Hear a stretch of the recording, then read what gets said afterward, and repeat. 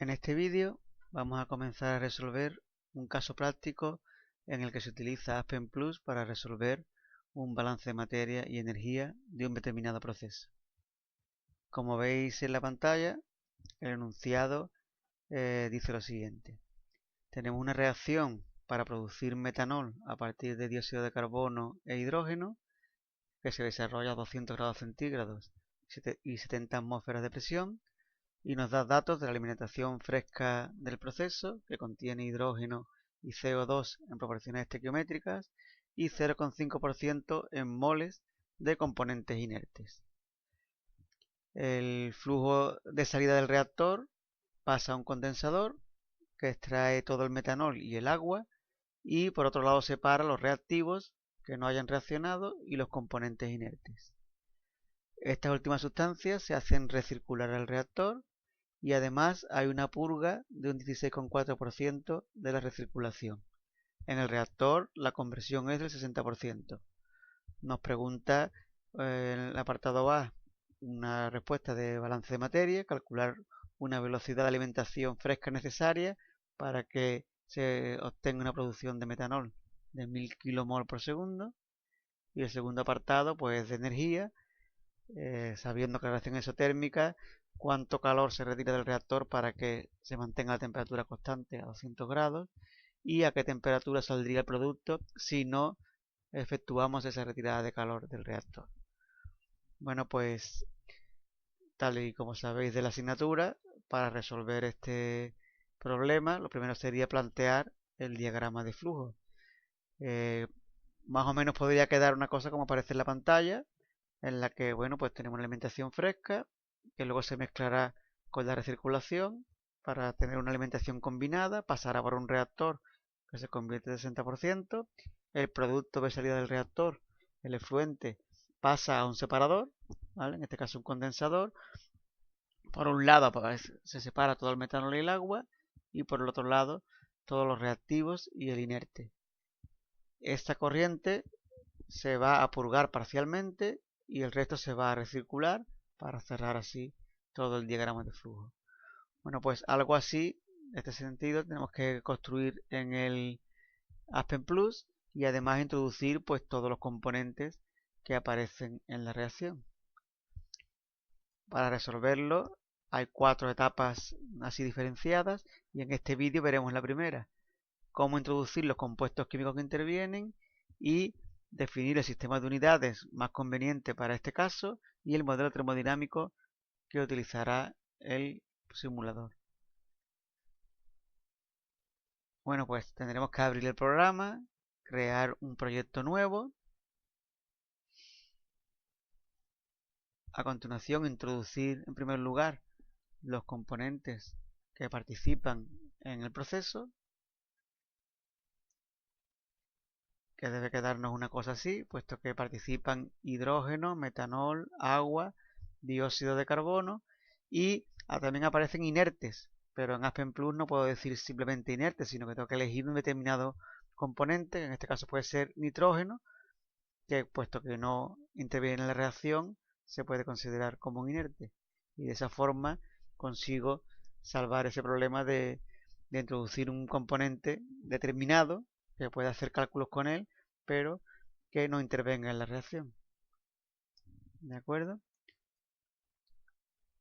Luego nos aparecerá una pantalla en la que tenemos que decir cuál será el modelo termodinámico que va a utilizar el programa para hacer todos los cálculos de propiedades, etcétera. Y nosotros en este caso vamos a ir al caso más sencillo, vamos a suponer que es un modelo ideal. Y por último, entre los sistemas de unidades que dispone por defecto el programa, ninguno de ellos, sistema internacional, ingenieril, el métrico y el métrico con grado centígrado y bar, ninguno de ellos tiene exactamente las unidades que utiliza el problema.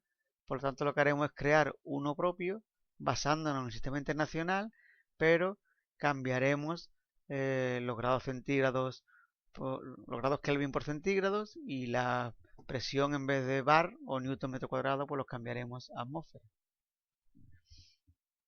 Y nos quedará nuestro propio sistema de unidades para este caso. Bueno, pues vamos a hacer esto en el programa.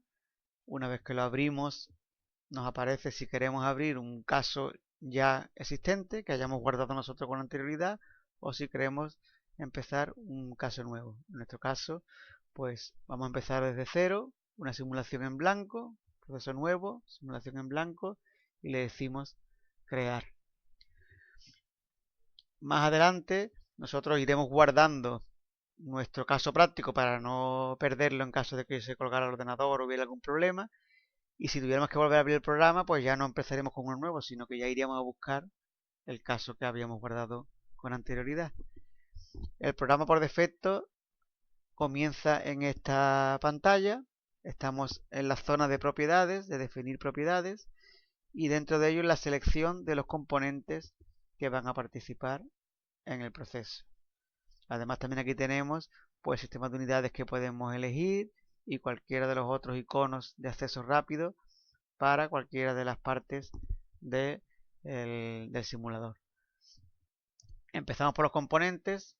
Nosotros aquí cuando queremos buscar de la base de datos un componente determinado, tenemos la opción de meter el nombre en inglés o meter la fórmula molecular en alias y posteriormente darle el nombre con el que nosotros queremos identificarlo. Por ejemplo, en nuestro caso, puedo empezar poniendo en inglés hidrógeno, hydrogen. Si le damos a intro, bueno, pues automáticamente lo ha detectado. Yo le voy a llamar también H2 a este componente. En el caso de los inertes, dijimos que íbamos a utilizar nitrógeno. Bueno, pues puedo poner aquí nitrogen o más fácil en alias vamos a poner nitrógeno.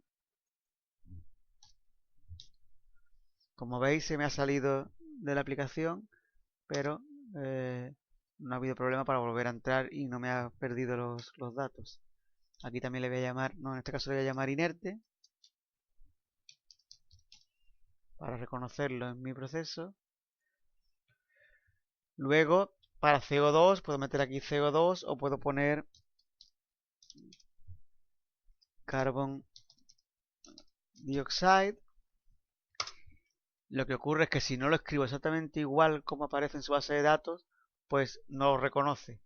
Pero bueno, tiene un buscador en el que yo le digo que estoy buscando un componente que incluye estas palabras, que lo encuentre en su base de datos.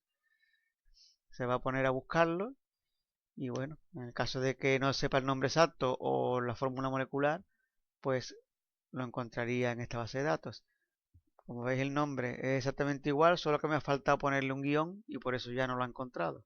Bueno, pues lo selecciono, le digo que añada este componente y cerramos esta pantalla. Bueno, pues ya me aparece aquí carbon dioxide, CO2. No me gusta cómo le llama al componente, por tanto voy a pinchar aquí dos veces y yo le voy a llamar CO2, que lo voy a reconocer mucho más rápido. Como lo he cambiado, me dice, ¿realmente quieres cambiar el nombre? Sí, renombrar. No quiero borrarlo, sino quiero renombrarlo. Ya lo tiene aceptado. Me falta todavía otro más, me falta metanol, que lo pongo en inglés, lo reconoce. Aquí lo ponemos ya directamente y luego me falta todavía el agua. Pues vamos a poner en este caso la fórmula molecular.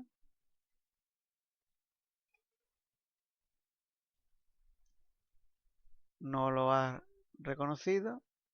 Bueno, pues vamos a poner aquí que busque algo relacionado con el nombre de agua, que seguramente él la fórmula molecular pues la escribe de otra forma diferente. Vale, añado este componente, cerrar. Ya lo tenemos aquí. Yo, bueno, no lo quiero poner como water, lo puedo poner como agua o H2O, como preferáis. Voy a ponerlo con la fórmula. Lo quiero renombrar. Ok, ya tengo todos los componentes. A continuación, para pasar a la siguiente etapa, bueno, pues es muy fácil y muy útil utilizar el botón Next, en el que él me va guiando diciéndome cuál sería el siguiente paso. Le damos a Next y me pasa a la pantalla en la que se selecciona los métodos termodinámicos para desarrollar los cálculos. Hay un filtro en el que están clasificados por grupos para hacer las listas un poquito más pequeñas. Por ejemplo, si pusiera todos, cuando buscara el método, pues estarían aquí todos absolutamente, y a lo mejor así es más difícil encontrar el que yo quiero. Si queremos en un grupo concreto, por ejemplo, si estuviera buscando para reacciones con metales, ya directamente me pone solamente los métodos que son más adecuados para ese caso.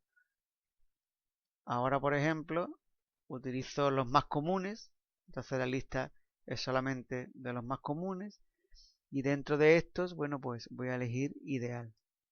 El caso de que consideremos que todos son compuestos ideales y no tengo que elegir nada más. Vuelvo a darle a Next y me dice que están ya correctas todos los datos necesarios. Hace correr todo el motor de cálculo y comprueba que está todo correcto. La tabla de generación está completa.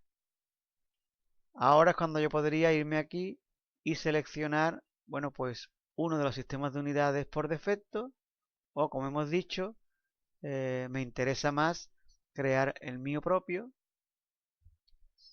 bueno, que se base en el sistema internacional. Vamos a crear uno nuevo. Le voy a llamar, vaya, ha vuelto a salirse. Vamos a volver a entrar en el programa.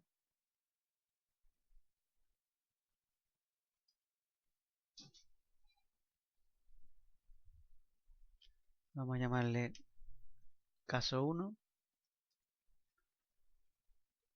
Aquí lo tenemos. Bueno, pues nos vamos a basar en el sistema internacional. Solamente lo vamos a utilizar como temperatura grados centígrados. Y en presión vamos a utilizar atmósferas. Para que sea igual que en el problema. Los flujos de moles ya aparecen en kilomoles por segundo, que es el que nos interesa. ¿De acuerdo? Bueno, pues ya tenemos esto seleccionado.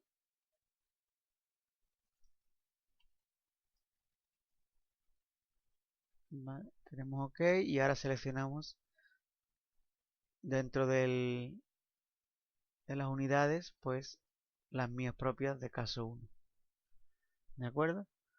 Bueno, pues con esto ya tenemos, si damos al botón Next, nos dice que ya tenemos todas las propiedades completas y que nos podemos ir a la zona de simulación, que podemos hacerlo de esta forma diciendo OK, o simplemente aquí en este menú de la izquierda pulsando simulación y nos iremos a la zona donde se dibuja el diagrama de flujo.